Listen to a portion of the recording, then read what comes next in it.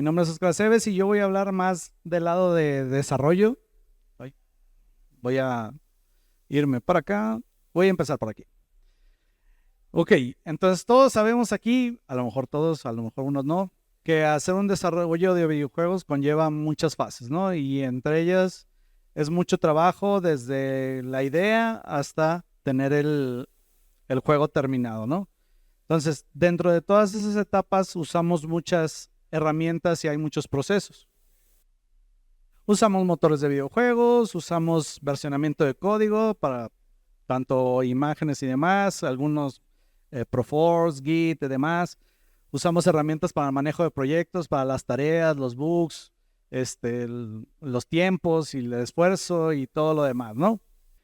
Imagínense ustedes que están desarrollando un juego, vamos ahorita a hablar de Unity, pero no va a ser exclusivo de Unity, pero están desarrollando un juego en Unity, ya sea para móvil, para consolas, para web también. Y cada que ustedes hacen un cambio en el código, obviamente eso se va a su versionamiento de código y demás, pero pues ustedes quisieran ver reflejado ese cambio en el build, ¿no? Digamos, en el ejecutable final. ¿Qué es lo que tienen que hacer normalmente? Normalmente lo que tendrían que hacer es, pues, compilar el juego en Unity, revisar el cambio y a lo mejor todos esos procesos van a ser manuales. Y si lo quisieran ver en un dispositivo, pues tienen que crear el APK o el IPA para Android, para iOS, instalarlo en el dispositivo y entonces probarlo. Y así cada cambio. ¿Qué pasaría si yo les dijera que hay una herramienta, bueno, no una, hay varias, yo les voy a hablar de una, que se puede automatizar todo este proceso? Que al momento en que tú le hagas un push, voy a hablar un poquito técnico, pero si alguien no me entiende algún término o algo, me dice y yo se lo explico.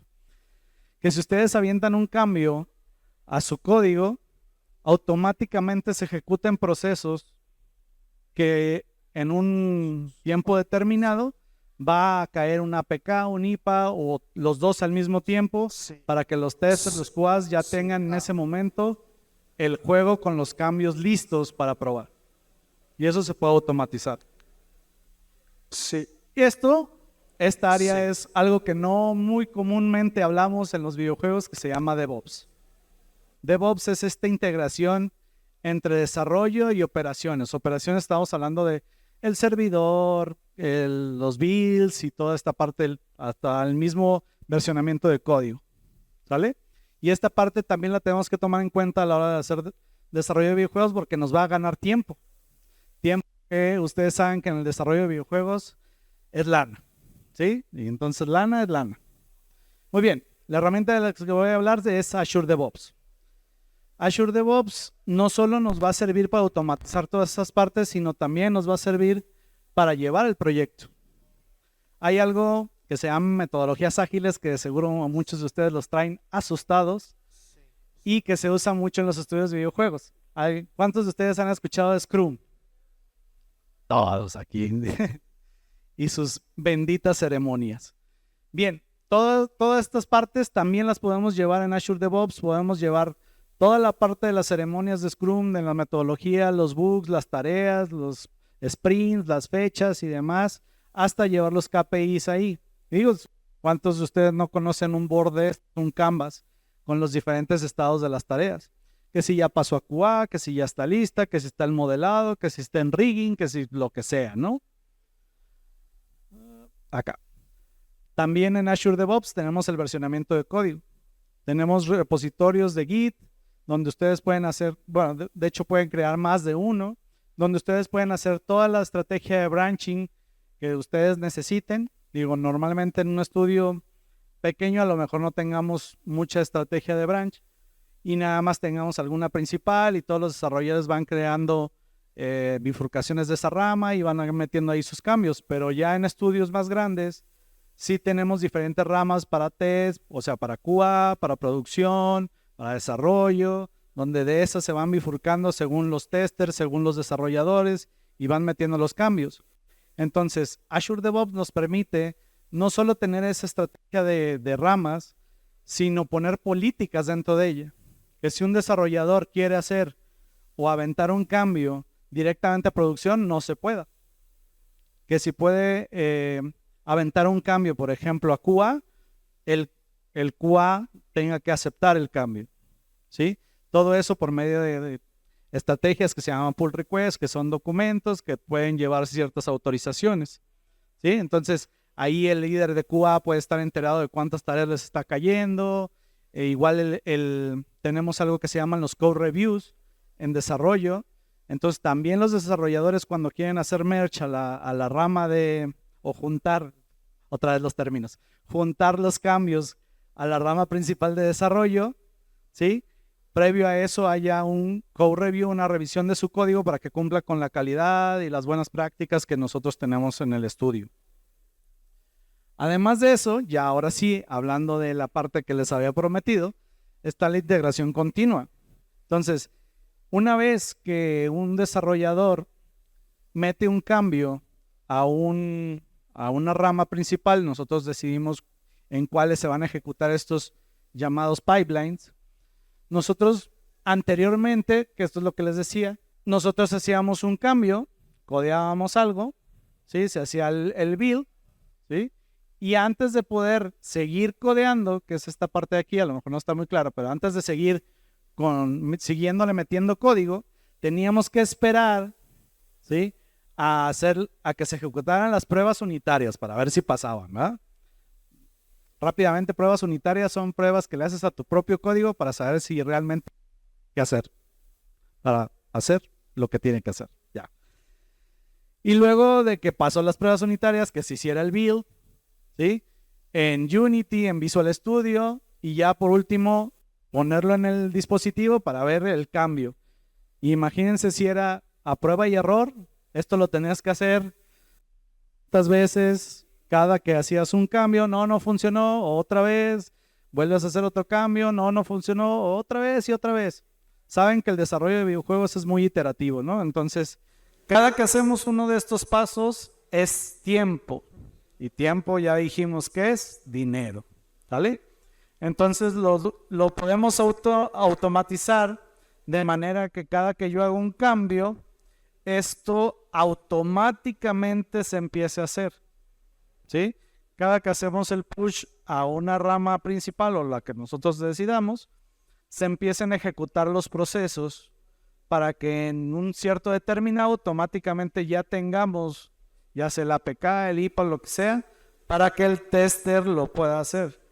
Y entonces, si no funcionó, volvemos a hacer el cambio y vuelven a empezar a ejecutarse.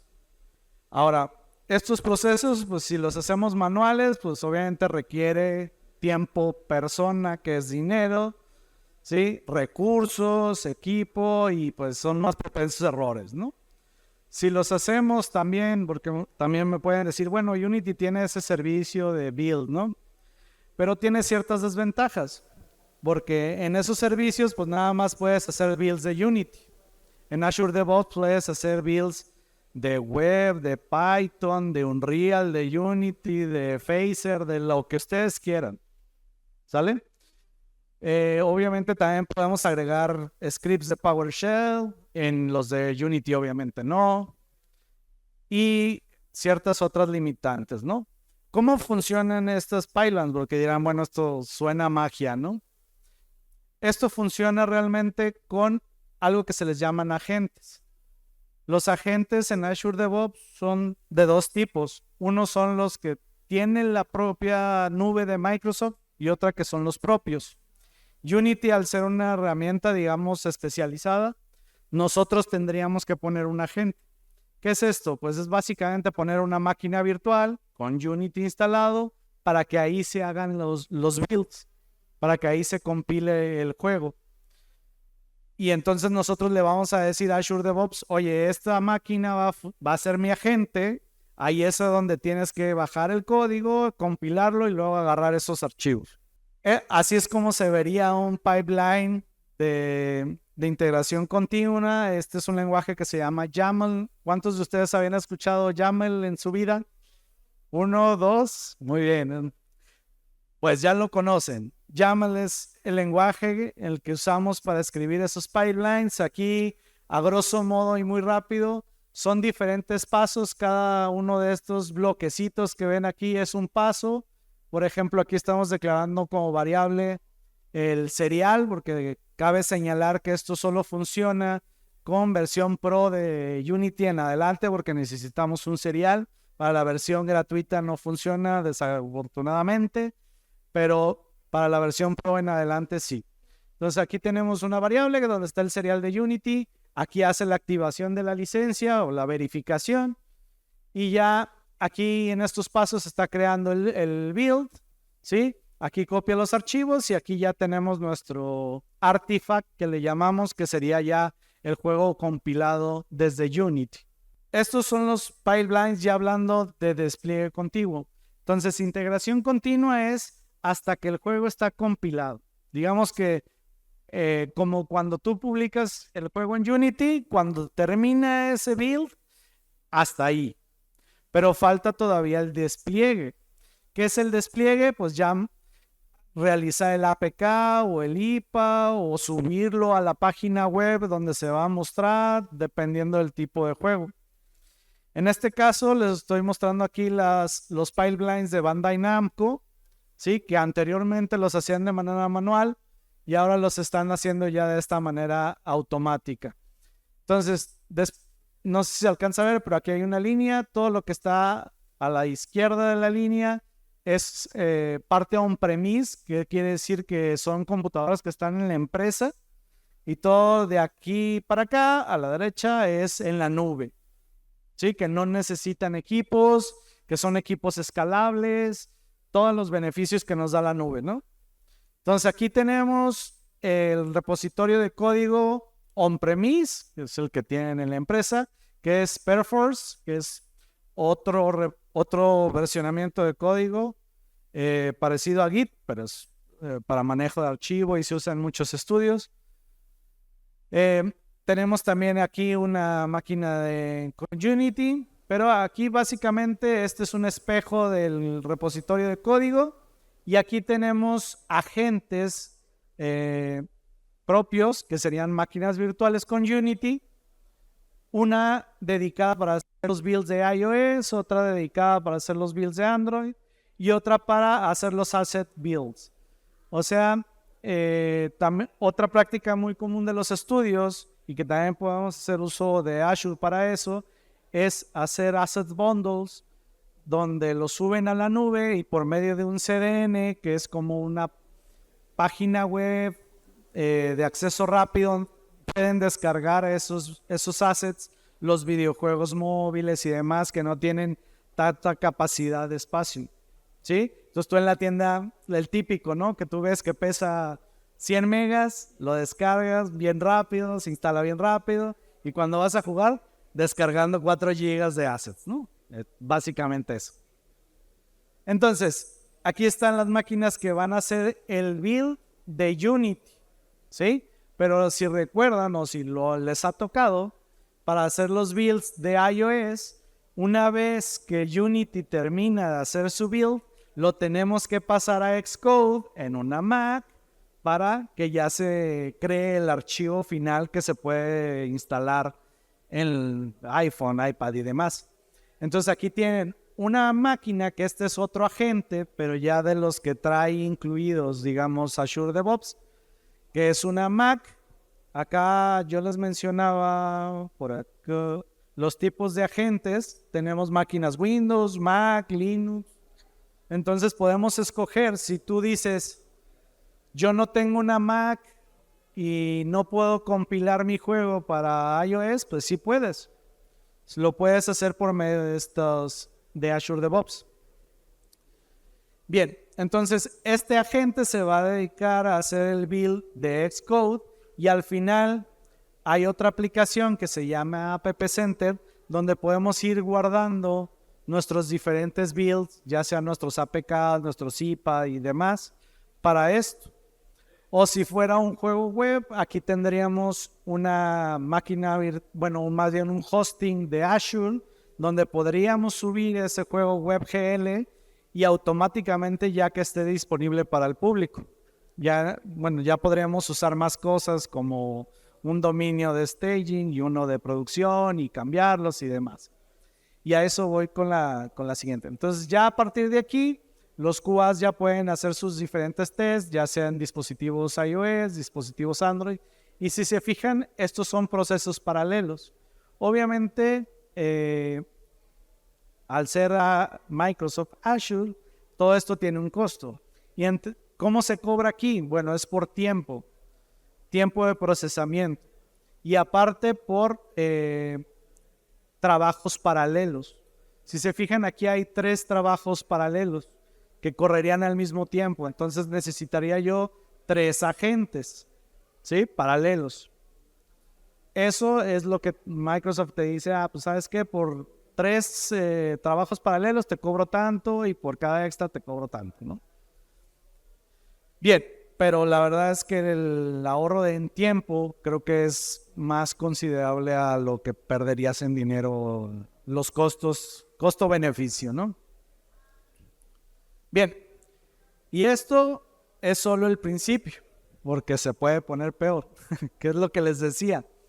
A esto le podemos meter muchas más cosas. Por ejemplo, esas máquinas virtuales, esos agentes de Unity pueden tener ciertas características y esa máquina virtual en específico la podemos convertir en un contenedor de Docker para que la pueda Azure DevOps reproducir conforme necesite. Decir, ¿sabes qué? Pues necesitas ahorita una máquina virtual, pues usa una. Usas 2, pues entonces crea otra y úsala. Ya no la necesitas, bórrala. ¿Sí? Y solito puede ir escalando conforme a las necesidades. Y eso lo podemos hacer con Docker. Y Docker nos garantizaría que todas esas máquinas tuvieran exactamente la misma configuración y demás. Y no batallarías con, pero es que esta tiene cierto sistema operativo, esta tiene cierto otro, y esta tiene ciertos paquetes, estos otros, etc. También podríamos utilizar Microsoft Azure para, por ejemplo, lo que les comentaba del storage. Podemos usarlo para bases de datos, ya sea NoSQL, SQL. Muchísimos servicios que Azure nos da también que podríamos usar para nuestros juegos. Hasta para juegos multijugador o en red. Podemos usar Selenium para hacer pruebas automatizadas a nuestros juegos. ¿Sí? Tú le podrías decir, ¿sabes qué? Por ejemplo, un juego web, ¿no? Voy a lanzar mi pipeline, terminando vas a abrir esta página en este navegador o en estos 3 navegadores y esto se tiene que ver así, luego le vas a dar clic en el botón de opciones, le vas a cambiar el lenguaje y ahí tú le vas diciendo qué pasos debes seguir como si fueras un usuario y qué resultados debe de tener y al final te da un reporte donde te dice, pues pasó o no pasó. Sí, esperaba esto, encontré esto, cuadra o no cuadra. Y también podemos usar Terraform para toda esta infraestructura que necesitamos. Siguiendo con el ejemplo del juego web, yo le podría decir, ¿sabes qué? Pues me vas a crear un hosting en Azure con este dominio, con estas características, y ahí es donde vas a subir mi juego, si es que no existiera. ¿Sí? Entonces para cada juego yo le podría poner una variable, decir, pues sabes que este es un juego web y ya el pipeline automáticamente saber que si es un juego web, pues al final del pipeline va a crear su hosting y va a crear su sitio web, ¿vale? Y le podemos configurar un dominio propio y demás. Les veo caras de asustados, espero que no haya. Les veo con caras así como de, espero que cualquier duda me dicen. Espero no haber sido muy técnico, pero creo que es un tema importante y cualquier duda me pueden decir. Muchas gracias.